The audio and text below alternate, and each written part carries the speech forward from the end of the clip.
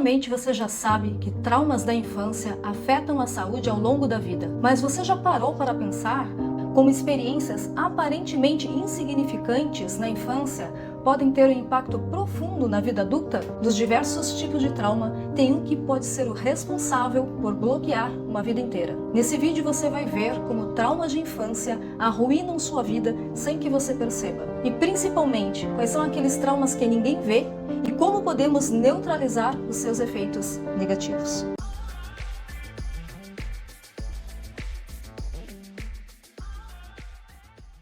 Aqui é Dani Ballester, pesquisadora em evolução do comportamento humano, e o objetivo do canal é mostrar que o problema que as pessoas têm não é o problema em si, mas a forma como elas se comportam.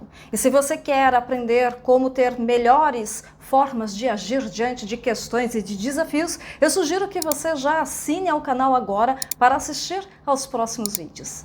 E nesse vídeo eu vou te mostrar como eventos insignificantes da infância, muitas vezes até considerado como besteirinhas, podem travar uma vida. E você vai se impressionar ao ver como é o cérebro de uma criança privada de estímulos. Você vai entender também porque muitas vezes adultos têm comportamentos de criança. E eu ainda vou te mostrar duas teorias da ciência que podem ajudar como mudar esses comportamentos que vêm desses traumas de infância e que podem arruinar a vida de uma pessoa adulta. E agora preste bem atenção. Se você perceber que tem algum tipo desses comportamentos, eu vou te mostrar a única coisa que você precisa fazer para mudar a forma de agir e superar aí esses desafios. 25 de dezembro de 1989, após ser condenado por genocídio, subversão do poder do Estado e crimes contra o povo romeno, é fuzilado em praça pública juntamente com sua esposa Helena, Nicolae Ceausescu, o último ditador da Romênia antes da Revolução nesse mesmo ano. Ceausescu era obcecado com a ideia de grandeza nacional. Ele acreditava que uma população maior e mais jovem tornaria a Romênia mais poderosa e autossuficiente, e implantou uma política natalista forçada, um verdadeiro experimento de engenharia social. Dentre as medidas estavam proibição do aborto e contracepção, com o objetivo de forçar as mulheres a ter mais filhos. Famílias com muitos filhos receberiam benefícios financeiros e sociais, enquanto aquelas que não tivessem filhos suficientes eram punidas com impostos e multas. O governo promoveu intensamente a importância de ter grandes famílias através de campanhas de propaganda e programas educativos nas escolas. Para garantir que as mulheres engravidassem, elas eram obrigadas a fazer exames ginecológicos regulares. E qual foi o resultado de toda essa política natalista? A política de Ceausescu não deu certo,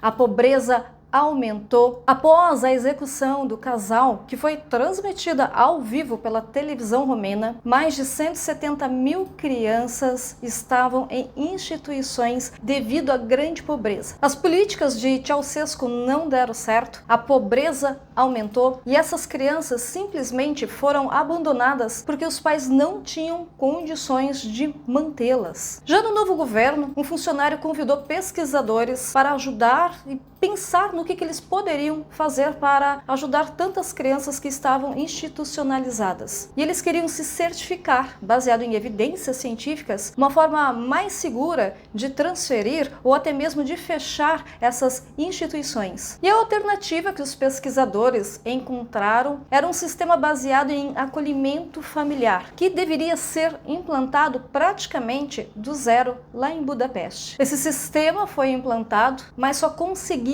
transferir a metade dessas crianças devido à falta de lares e de disponibilidade das pessoas que poderiam recebê-las. E foi um trabalho de longo prazo para esses pesquisadores. Eles acompanharam por 12 anos tanto as crianças que permaneceram nas instituições quanto as crianças que foram acolhidas nesses lares. E eles avaliaram o desenvolvimento em áreas como função cerebral, cognição e linguagem. E uma das descobertas principais que vieram dessas pesquisas foi que mesmo as crianças que foram acolhidas nesses lares, se elas foram para lá depois do período crítico, após 2, 3 anos de idade, mesmo assim elas tiveram consequências sérias aí no seu desenvolvimento. E a razão pela qual os pesquisadores estudam essas crianças que se desenvolvem nessas instituições é entender o desenvolvimento cerebral. Na maioria dessas instituições, os bebês têm poucos estímulos. Eles ficam praticamente o primeiro ano de vida nos bercinhos, deitados, olhando para as paredes, que geralmente lá nesse caso eram todas brancas, com poucos estímulos visuais e quase sem contato com pessoas. O único contato que eles tinham era quando os cuidadores iam trocar suas fraldas ou até mesmo amamentá-los. E agora dá uma olhada nessa imagem que eu vou colocar aqui na tela. Ela vai mostrar a atividade elétrica, a atividade cerebral dessas crianças, principalmente de crianças que foram institucionalizadas e privadas, até crianças que nasceram em lares e tiveram toda a estimulação ali com seus cuidadores. Nessa primeira dá para ver a atividade cerebral de crianças institucionalizadas, ou seja, quase nada. Depois, crianças institucionalizadas adotadas após os 2 anos de idade. Veja que não mudou muita coisa. Praticamente, mesmo elas sendo transferidas para outros lares, por falta de estímulos ali naquele período crítico de desenvolvimento da criança, ela não conseguiu recuperar depois. Agora, já nessa terceira imagem aqui, veja o comparativo com as crianças que estavam institucionalizadas e foram transferidas para esses lares antes dos 2 anos de idade. Observa que agora a gente já tem ali uma atividade muito mais do que aquelas que foram depois dos 2 aninhos, ou seja, os estímulos recebidos nos lares ajudaram a ter mais atividade nessas crianças. E justamente essas crianças que foram para esses lares antes dos 2 anos quase não tem diferença daquelas que nasceram nos lares, que ficaram ali com os seus pais. Isso quer nos mostrar o seguinte, que tem um período muito crítico ali de estímulo para a criança e que se ela não tiver exatamente essa estimulação nessa idade e nesse período, isso pode afetar muito o desenvolvimento ao longo dos anos, inclusive na vida adulta. E o que os pesquisadores relataram aí por causa dessa privação foi QI reduzido, graves dificuldades de linguagem e também questões de apego. Eles tinham muita dificuldade depois ali na fase de infância, adolescência, até mesmo na fase adulta, de estabelecer relações sociais, fazer amigos, até mesmo relações amorosas, reconstituir famílias também.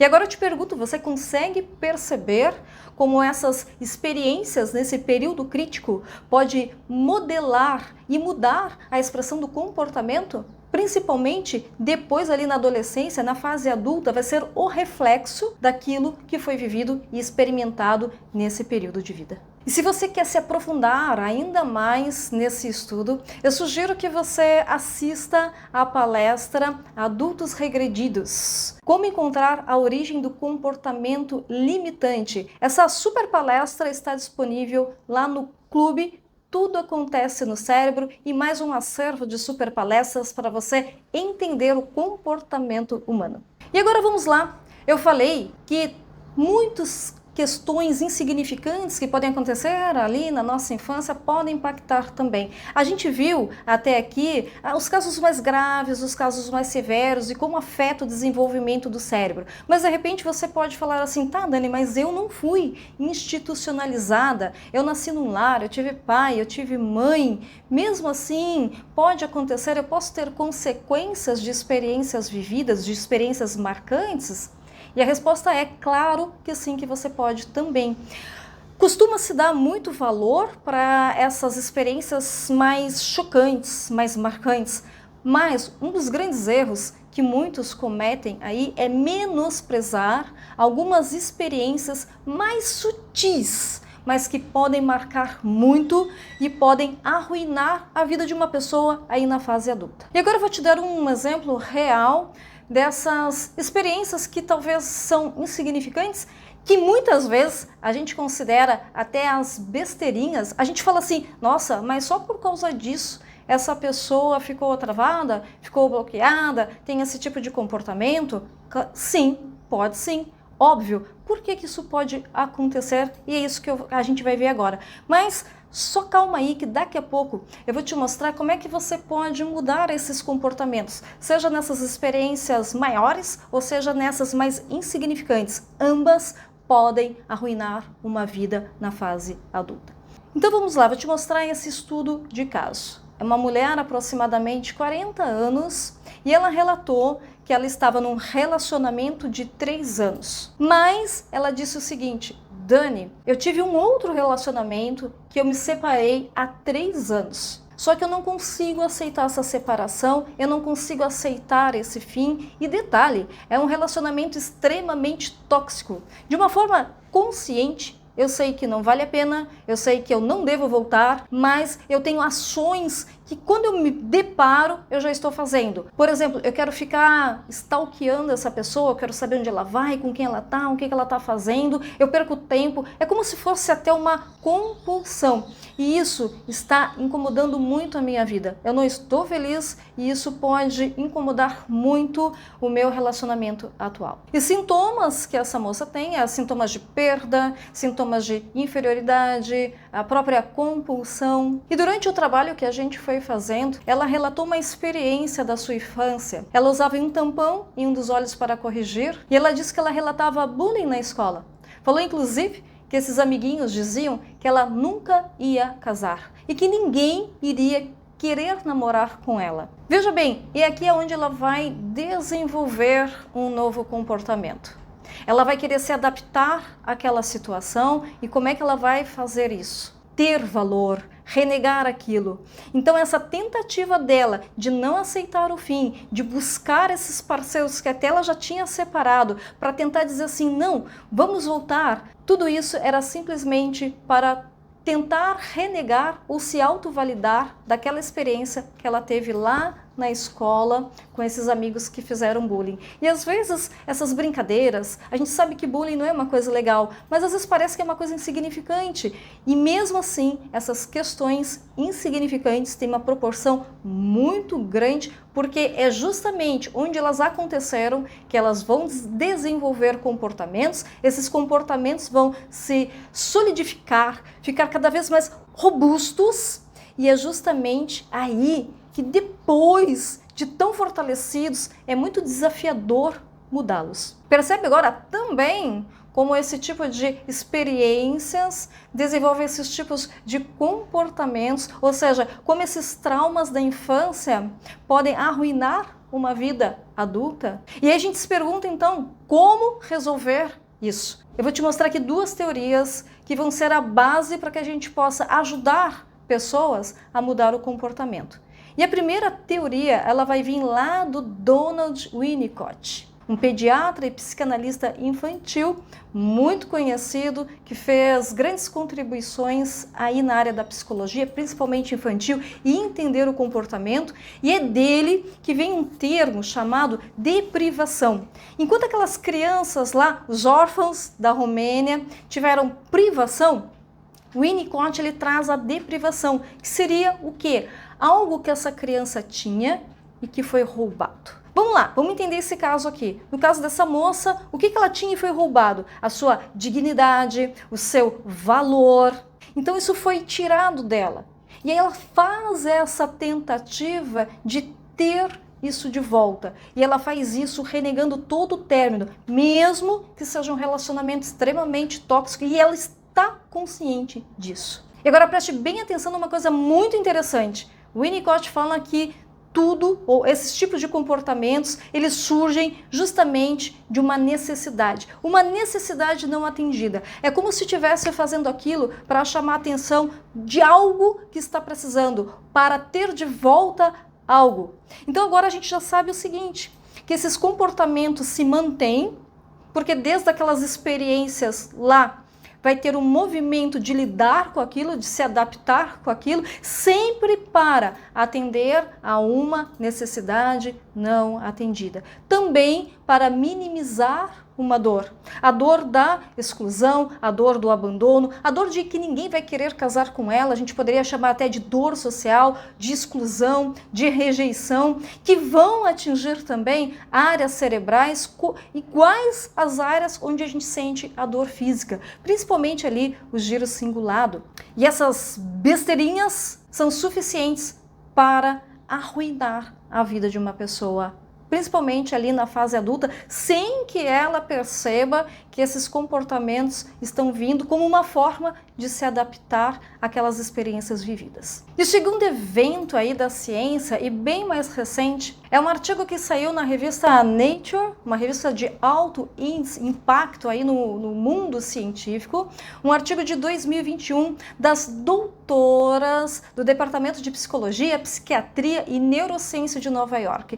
O artigo intitulado Encontrar um significado positivo nas memórias de eventos negativos atualiza a memória de forma adaptativa. E no resumo desse artigo elas já mencionam o seguinte, preste atenção: como a memória pode ser instável após a recuperação, isso deixa potencial para modificação sempre que for reativada. Concentrar-se nos aspectos positivos após a recordação negativa leva a um aumento da emoção positiva e a mudanças no conteúdo da memória durante a recordação uma semana depois, permanecendo o mesmo após 2 meses. E elas continuam ainda aqui no resumo. Olha só, essa pesquisa destaca os mecanismos pelos quais a atualização de memórias desadaptativas ocorre por meio de uma estratégia focada na emoção positiva. E veja só isso que interessante. Imagens de ressonância magnética funcional multisseção mostrou que as atualizações adaptativas são refletidas em maior dissimilaridade do padrão hipocampal e estriatal ventral nas recuperações. Em outras palavras, elas usam um significado positivo para atualizar aquelas experiências lá da infância para que as pessoas possam ter novos comportamentos após toda essa intervenção que elas fizeram. O resultado é impressionante. Mostra que essa mudança nessas memórias desadaptativas continuou após 2 semanas, após 2 meses e até mesmo após 1 ano. E o que isso significa? Significa que, baseado nessa teoria, na teoria da reconsolidação da memória, que é o que elas usaram, ou seja, enquanto a memória está ali instável, ela está falando ali daquela fase, se associar algo positivo, ela vai conseguir mudar e persistir uma memória nova, e isso vai refletir num novo comportamento.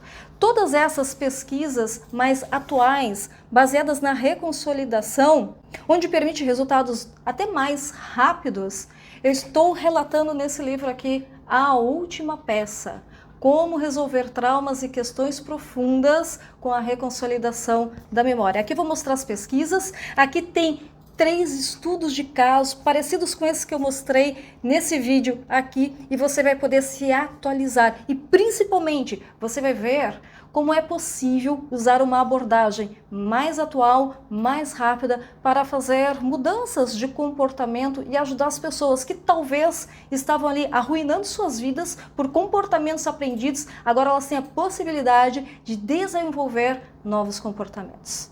Eu vou deixar o link do livro aqui na descrição, se você tiver interesse, depois você olha, porque ainda não terminou. Mas não é somente os traumas de infância, tanto os mais marcantes, quanto os mais insignificantes, né? Aquelas besteirinhas que a gente acabou de ver aqui, que podem arruinar a sua vida, podem arruinar a vida de um adulto. As armadilhas ambientais do mundo moderno também podem potencializar essa ruína toda. E para que você possa conhecer essas armadilhas e saber como fugir delas, eu sugiro que você assista ao vídeo que eu vou deixar no link aqui ou aqui em cima, chamado Por que você está tão cansado? Corre lá e fique alerta a elas.